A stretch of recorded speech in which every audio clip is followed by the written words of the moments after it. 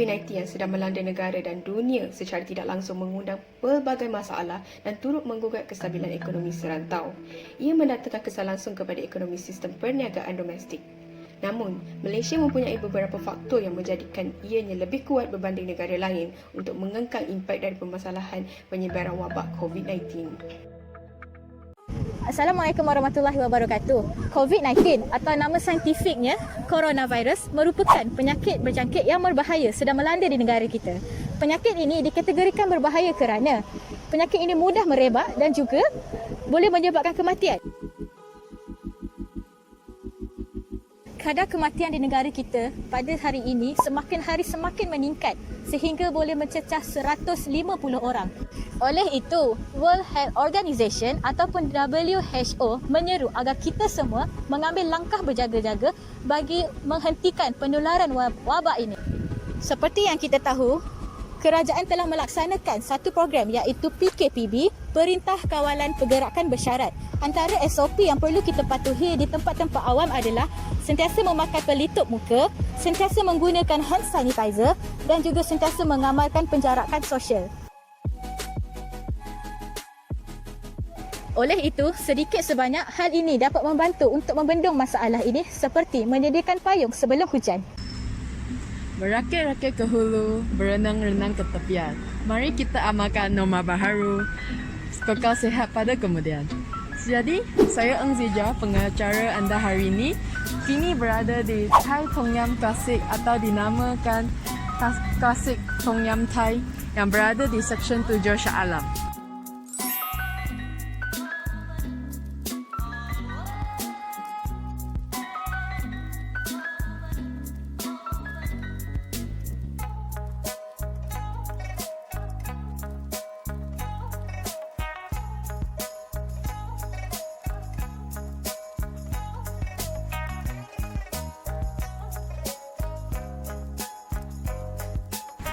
Dalam norma baharu ini, kedai makan memainkan peranan yang amat penting dalam memutuskan rangkaian COVID-19 sepanjang masa ini. Kita berada di hadapan kedai Klasik Thai Tom Yum. Jadi, seperti yang kita boleh lihat, ini adalah label yang diletakkan di hadapan kedai untuk pelanggan beratur sebelum masuk ke kedai. Masa mereka beratur, mereka perlu mengekalkan jarak 1 meter bagi penjarakan sosial.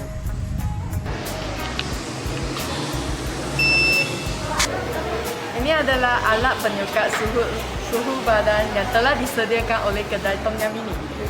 Jadi ini bagi sebelum masuk ke kedai, pelanggan perlulah menyukat suhu mereka dan seterusnya juga mencatat suhu mereka di kertas ini, kertas yang telah disediakan.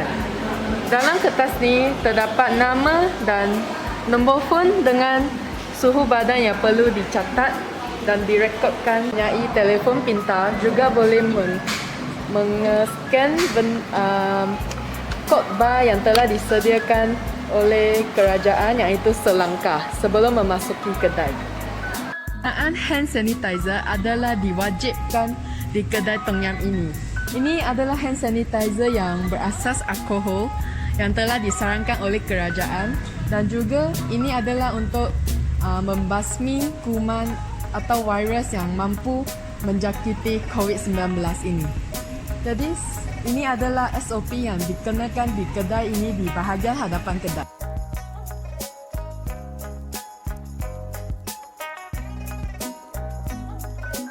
Di sini terdapat berbagai-bagai aneka Thai asli yang dihidangkan dengan harga yang berpatutan. Terutamanya Tom Yum mereka yang asli dari Thai memang menjadi sambutan yang hangat antara pelanggan. Sebelum membuat pembayaran di kaunter, sini adalah label penjarakan 1 meter supaya pelanggan mengikuti jarak 1 meter yang selamat antara pelanggan. Okay. Selain penggunaan hand sanitizer tadi, pekerja kedai juga menggunakan sanitizer untuk sterilize atau disinfect meja selepas pelanggan makan. So itu adalah untuk mengelakkan kuman daripada direbat atau penyakit COVID-19 ini daripada menular lebih lanjut.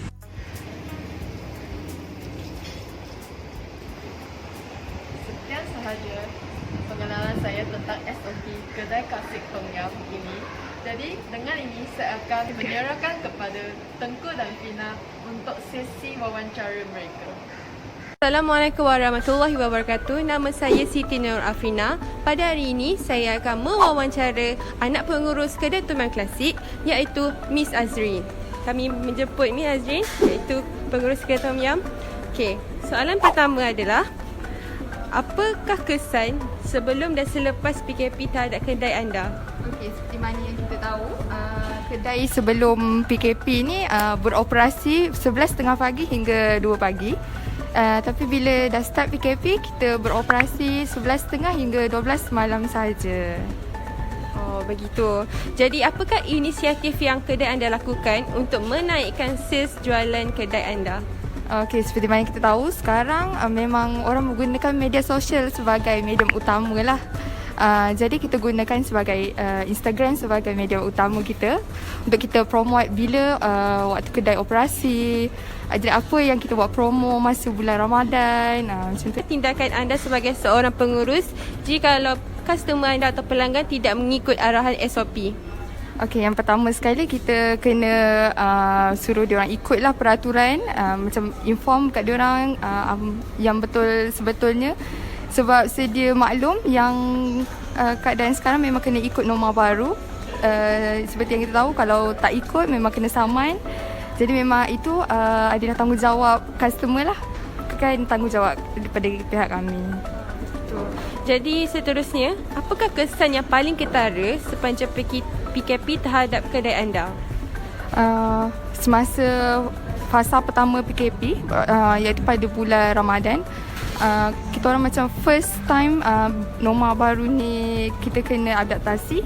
Jadi yang pertama sekali orang tak tahu kedai ni macam mana beroperasi, kena ikut pula SOP. Jadi susahkan bagi untuk orang untuk datang. Jadi kat situ sukarlah untuk kami nak ikut SOP pada mulanya. Lepas tu bila dah lama-lama, bila orang semua dah tahu macam mana keadaan, kena ikut, dah sedia maklumkan di TV semua. Jadi sekarang macam okey lah. Sebagai seorang pengurus, apakah tindakan awak terhadap pekerja awak jika mereka tidak memakai penutup muka?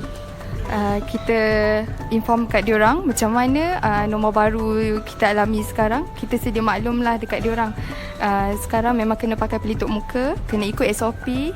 Jadi kalau diorang tak ikut, nanti macam owner lah yang kena kan dengan polis. Jadi kita bagi tahu dekat diorang apa yang akan terjadi nanti macam tu. Maaf jika saya tanya soalan yang agak sensitif. Sewaktu PKP, adakah Encik Azrin membuang pekerja atau adakah gaji pekerja dibayar ataupun tidak? Buat masa sekarang, Alhamdulillah, kita bayar gaji pekerja macam biasa. Sebab income buat masa sekarang masih okey, tak ada teruk ke berkurang ke, macam Alhamdulillah okey je. Jadi kita ambil pekerja dan bayar macam biasa. Siapakah yang bertanggungjawab untuk menjaga pengecek suhu di hadapan kedai dan siapa yang cek suhu pekerja, suhu pelanggan atau customers? Untuk pekerja, bila diorang datang je bekerja waktu pukul 11, owner yang bertugas ataupun manager yang bertugas pada hari tersebut akan cek suhu, pastikan diorang pakai pelitup muka. Tapi kalau untuk customer, dulu yang cek direct tu customer buat sendiri, ataupun kita orang ada staff yang jaga di bahagian depan. Tapi buat masa sekarang ni dah ada teknologi baru yang boleh cek sendiri, macam dia punya stand. Jadi diorang cek sendiri je. Jadi kita untuk ada staff yang memantau lah supaya diorang ikut betul-betul SOP yang disediakan. Okay, sepanjang SOP dijalankan, adakah polis atau Jabatan Kesihatan membuat rantauan atau cek di area kawasan restoran anda? Pada fasa pertama, iaitu pada fasa yang sangat ketat undang-undang, memang ada diorang buat rondaan. Pastikan kita semua ikut SOP. Dan waktu keadaan yang sekarang, kadang-kadang sajalah diorang datang cek, kita ikut ke tak, tanya macam mana buku list tu diorang cek, pastikan customer tulis betul ke tak, tulisan dia apa semua, macam tu. Apakah cabaran yang paling sukar untuk diatasi semasa PKP? Okey, yang paling sukar sekali masa PKP, yang fasa pertama untuk orang datang kedai lah. Masa tu macam orang tak tahu keadaan kedai ni macam mana. Jadi bila sekarang bila orang dah aware pasal kedai, kita dah inform dekat media sosial macam mana keadaan kedai. Jadi sekarang orang macam lebih tahu. Jadi okey lah keadaan sekarang. Jadi ini amatlah membantu kepada pengusaha di luar sana. Contohnya Encik Azrin untuk menjadi lebih aware tentang PKP dan SOP yang telah ditetapkan oleh Kementerian Kesihatan. Okay, dan kini saya bersama Encik Anis, seorang pelanggan daripada Klasik Thai Tom Yum. Hai Encik Anis. So saya akan tujukan beberapa soalan. Anda sebagai pelanggan di sini mempraktikkan jarakan sosial 1 meter yang telah ditetapkan oleh pengurus kedai? Ya, saya amalkan social distancing antara pelanggan. Okey, dan soalan kedua saya adalah, adakah SOP yang dengan memakai pelitup muka ini wajar diterapkan terutamanya di kedai makan? Bagi saya sangat wajar kerana kita tidak tahu di mana kes tu berada Di mana-mana kan? di mana-mana. So jadi even kita kat kedai makan pun kita wajib pakai mask. Okey. Dan soalan ketiga saya, apakah nasihat anda sebagai masyarakat yang melihat ada sesetengah golongan tidak mempraktikkan untuk memakai pelitup muka, menggunakan hand sanitizer dan mengambil perkara ini sebagai remeh-temeh? Nasihat saya, mereka sewajarnya mengikut SOP yang telah ditetapkan kerana kes ni akan mudah merebat sekiranya mereka tidak mengikut. Jadi kita pun tak nak menghadapi gelombang kedua. So bagi saya mereka haruslah ikut, bukan susah pun, macam just amalkan social distancing, pakai mask, hand sanitizer semua tu. Benda tu bagi saya amat senang je untuk kita ikut. Jadi terima kasih Encik Anis bersama dengan saya, dan ini boleh jadi satu pengajaran kepada anda di luar sana untuk sentiasa memastikan keselamatan anda dan mematuhilah SOP yang telah ditetapkan oleh pihak kerajaan untuk mengatasi penyebaran COVID-19. Okay. Di sini kami akan memberikan sedikit cadangan terhadap interview tadi. Pada pendapat saya, kedai Klasik Thai Tom Yum haruslah menyediakan peralatan makanan biodegradable ataupun pakai buang seperti yang disarankan oleh kerajaan untuk mencegah COVID-19 daripada menular. Okay, bagi pendapat saya pula, kedai Klasik Tom Yum perlu meletakkan seorang pemantau di bahagian suhu cek badan dan untuk memastikan supaya pelanggan merekod maklumat mereka di dalam buku yang disediakan. Okey, pada pendapat saya sebagai pelanggan, pihak pengurus Klasik Thailand, mereka perlu aware tentang pelanggan mereka, lagi-lagi mengenai pemakaian pelitup muka.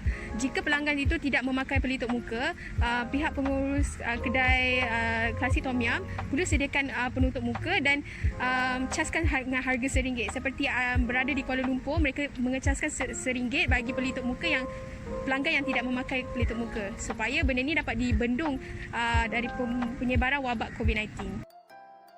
Wow, menarik sungguh perbincangan mereka pada hari ini. Oleh itu, kita sebagai rakyat perlulah bagai aur dengan tebing bagi menjayakan program PKPB ini. Hal ini kerana hidup dengan norma baru adalah sangat sukar kerana kita perlu memakai pelitup muka pada setiap masa. Sekian sahaja coretan kita pada hari ini. Jangan lupa layari www.majalah123.com.my untuk mengetahui kisah yang lebih lanjut. Pergi ke kedai membeli buah tin. Marilah kita mencegah COVID-19. #kita jaga kita. Cabaran-cabaran yang kita hadapi kini membuatkan kita berfikir apakah yang perlu dan sesuai dalam rencana pemulihan ekonomi selepas tamat tempoh pembendungan akibat wabak COVID-19. Sama ada kita akan melangkah ke belakang atau kembali kepada norma lama dan terus sengsara dalam ekosistem ekonomi yang bergantung dengan pekerjaan berkemahiran rendah, atau kita memilih satu jalan yang terbaik, iaitu dengan memanfaatkan ruang waktu yang ada ini untuk menekankan butang reset, lalu memulakan proses menangani masalah ekonomi kita untuk bergerak ke arah ekonomi berkemahiran tinggi, pertumbuhan kualiti, pengagihan yang seksama dan taraf hidup yang wajar serta mempunyai masa depan yang cerah.